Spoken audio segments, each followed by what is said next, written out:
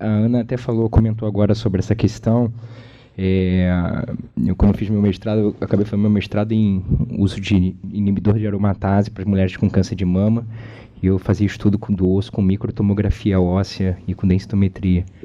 E um estudo que me chamou a atenção é que na Inglaterra, 50% dos oncologistas não reparam para o osso. A gente não está falando de outros países, a gente está falando da Inglaterra. Então, como é que, às vezes, a questão óssea é negligenciada realmente por nós, né? De uma maneira geral. Então, a gente tem que atentar para tudo.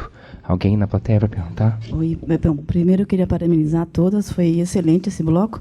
Eu sou a Adriana, sou de São Paulo, sou da Camargo, sou dermatologista, e eu queria fazer uma pergunta para a Luísa, do que ela tem visto, que, assim, a gente viu muitos... A gente tem um ambulatório de reações medicamentosas, e a gente viu muitas, assim, as reações aos inibidores de BRAF, quando só se usava o Vemurafenib.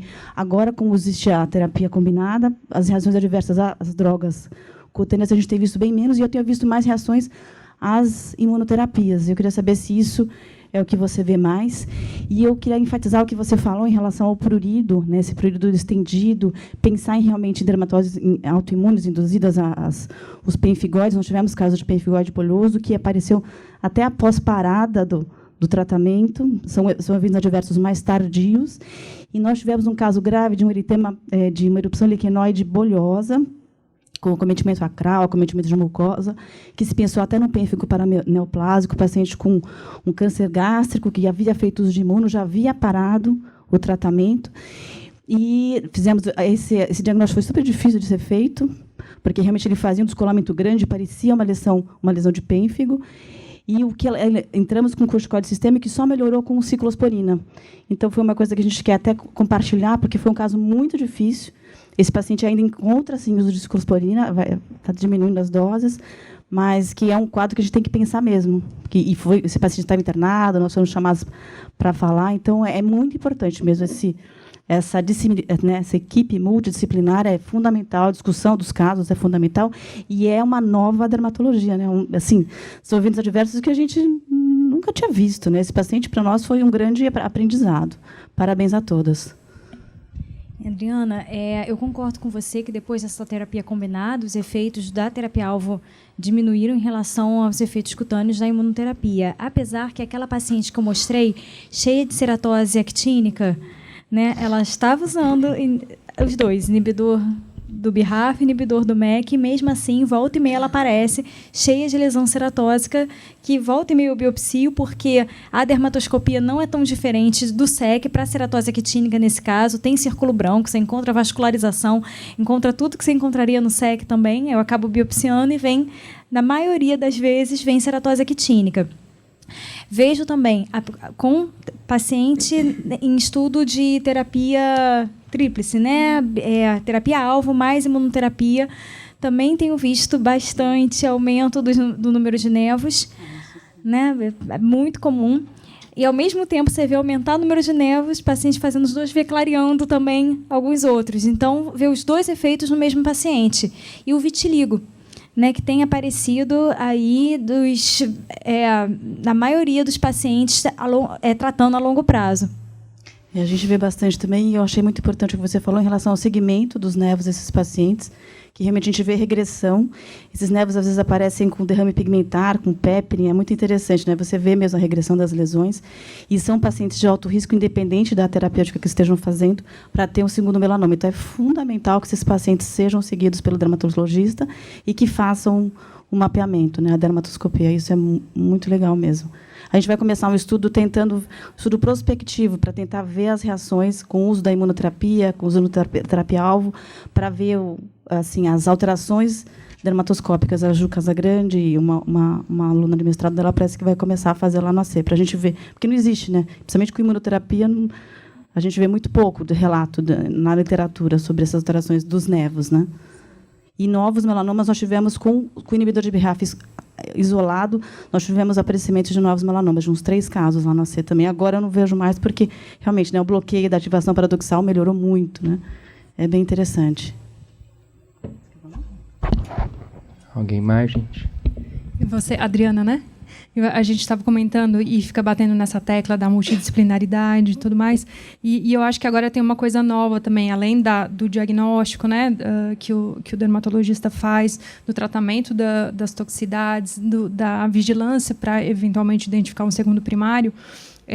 Eu acho que agora também é importante a gente inserir o dermatologista no contexto da indicação de adjuvância, né? Então, tem muitos dermatologistas que fazem a ressecção da lesão, mandam para o cirurgião, para o oncologista, e esse paciente perde segmento, né?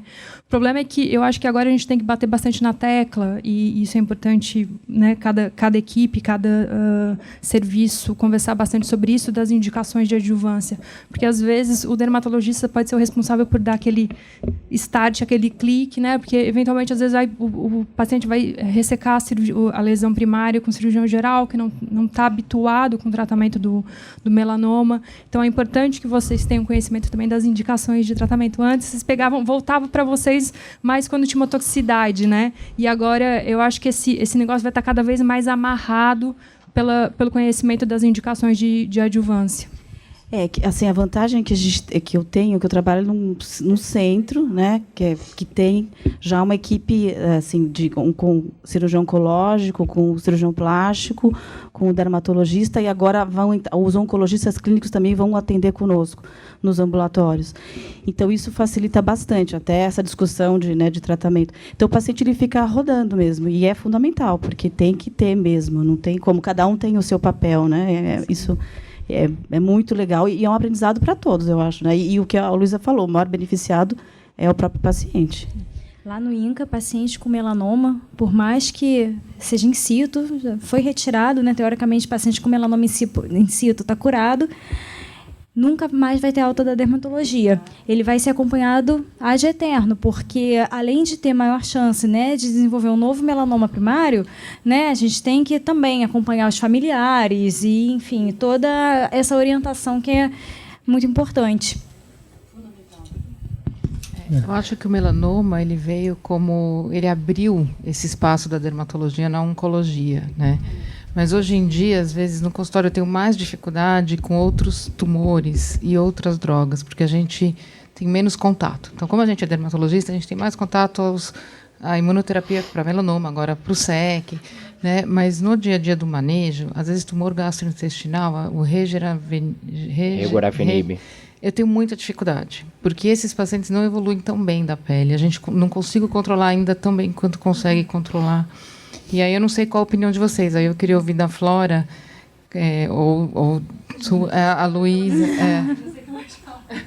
Então, saiu um artigo agora super novo, já falando do tratamento preventivo para a reação cutânea mão-pé dos inibidores multiquinase, principalmente com regorafenib, né? Que as pessoas até brincam da regorafobia, porque faz tanta reação cutânea mão-pé que a gente fica com medo mesmo antes do paciente, quando o paciente vai iniciar esse inibidor multiquinase. E a orientação é começar clobetasol tópico, corticoide de alta potência, já nos pés e nas mãos, né, antes de começar o tratamento. Mesmo assim, pode acontecer. Não, mas eu estou falando de reações não mão-pé. Então, assim, eu tenho visto umas reações muito estranhas, como se fosse um eritema tóxico invertido. Sim. Né, que pega mais axila, umbigo, e lesões muito extensas e de muito difícil controle, porque o mão-pé a gente consegue controlar. Só que, à medida que aquele paciente vai arrastando com a droga, começa a aparecer múltiplas lesões. Às vezes, umas lesões com um padrão giratum estranho. Isso é biopsia e vem tudo inespecífico. Então, não sei se você... Então, assim, eu acho que é uma coisa que está virando um universo que, no melanoma, é bem conhecido, mas que a gente vai ter que realmente mergulhar e tentar entender, porque... Isso que você falou é muito importante, né? Sempre biopsiar. Porque, assim como é difícil para a gente, que é tudo novo, para o patologista também é. Então, assim, eu discuto muito com o Gustavo, que falou mais cedo, né? Como que ele diferencia uma reação, se tem como diferenciar se é uma farmacodermia genérica ou se tem relação com a imunoterapia, né? Se ele consegue ver um perfil de infiltrado de linfócito T diferente, né? E ele também tem dificuldade nisso. Então, a questão é biopsiar, pesquisar. Eu acho que essas medicações estão ensinando bastante para a gente, né?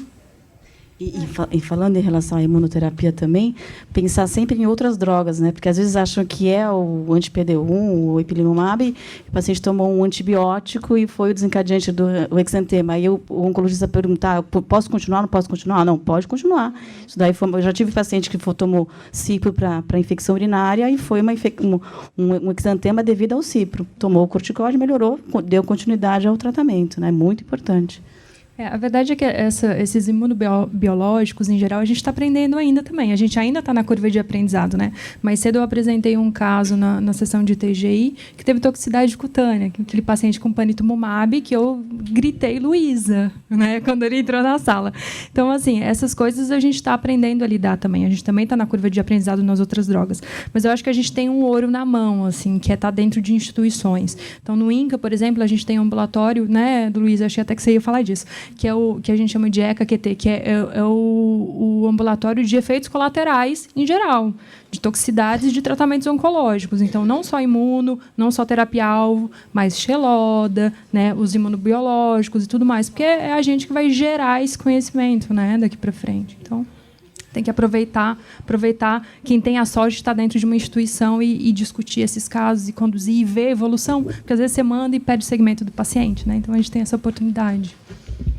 Doutor Sérgio. No caso de toxicidade sistêmica severa, a nossa reação é, depois de suspeição, fez o diagnóstico ou a hipótese severa, esse paciente vai internar e vai usar corticosteroide intravenoso. Quando nós estávamos trabalhando nos guidelines brasileiros, surgiu a seguinte pergunta. Surgiu não, eu levantei a seguinte pergunta, porque eu não tenho essa resposta. É o benefício de tudo que uma hospitalização traz, que essa é a conduta, ou é a dose, ou é a via EV do corticoide? Se eu tenho um vizinho que tolera corticoide, 2 mg por quilo, oral, ele precisa baixar? Eu tenho essa dúvida ainda. A última discussão que a gente teve por toxicidade, eu fiz exatamente essa pergunta. Então, a verdade é que a gente não tem a resposta ainda, mas eu acho que na dúvida a gente deve fazer, né? O corticoide venoso para essas toxicidades onde há indicação, obviamente. Porque oficialmente, em termos de absorção e efeito, é exatamente igual. Eu acho que o grande desafio é o nosso receio, né? Porque geralmente esses pacientes eles precisam de um suporte que vai além do corticoide, né? Então é o benefício essa da hospitalização. Exatamente. Tipo, o paciente agora internou com nefrite. Oxigenoterapia. Você não sabe se esse cara vai para diálise ou não, né? E fazer esse manejo diário em casa, tomando corticoide oral. Mas ele podia oral. ir para o hospital e ficar com via oral, sem venoso? Ah, sim. Isso foi até uma discussão minha com a nefro. O nefrologista, eu já li muito sobre o que a gente pode fazer para essas nefrites. A gente pode fazer droga oral, pode fazer isso, pode fazer venoso, pode ser... Eu optei pela via venosa, sim. Então a gente acaba fazendo por medo, receio. Eu acho que é uma questão de costume, porque a mesma questão da dose de corticoide para a dose de crise, a adrenal crisis. Você precisa de dar 100 mg venoso, a gente dá 50 mg venoso de 8 em 8 horas. Você não pode dar oral? Eu acredito que sim. Inclusive, eu faço muito oral, se o paciente tolera. Tá bem. Eu acho que necessitaria se fosse uma pulsoterapia, mas essa dose de... Se o paciente tolera 120 mg de prednisona oral, como você disse, a absorção é excelente. Acho que a gente fica mais preocupado quando a situação é mais grave, assim, ou potencialmente mais grave. E aí tem a questão, esse paciente vai absorver bem? Na teoria, sim. Mas assim, esse paciente vai vomitar, né? Então fica aquele negócio assim, garante a via venosa, tira ele da crise. Porque não tem erro, porque eu acho que ninguém vai fazer um estudo controlado. Exato, não ninguém vai fazer, vamos dar 2 mg por quilo VO e ver e ver quem vai responder melhor. Isso não existe isso, né? Mas eu acho um grande desafio em relação ao endócrino, porque, por exemplo, em relação às reações cutâneas, gritam, né? Grita para o médico, o oncologista, que ainda que não tenha a total dimensão do problema, o paciente reclama, você fica alerta, encaminha para o dermatologista para discussão. A grande questão, acho que está nas reações endocrinológicas, principalmente, assim, porque às vezes a gente pode, entre aspas, negligenciar até por confusão. Será que isso é efeito da droga? Uma fadiga. É o que a Flora falou bem, se você não suspeitar, você não faz o diagnóstico. Fadiga na oncologia talvez a coisa mais questionária. Começa pelo médico.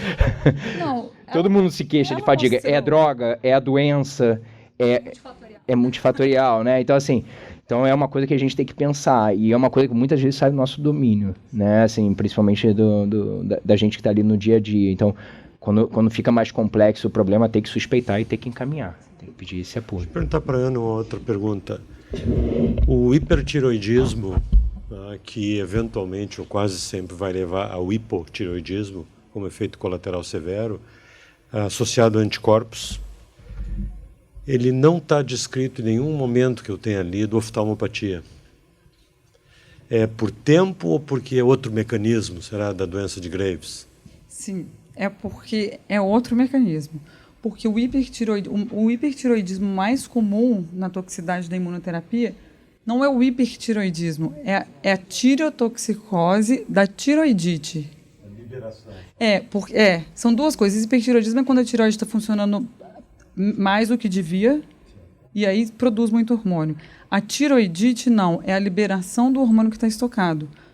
A tireoide não está hiperativada.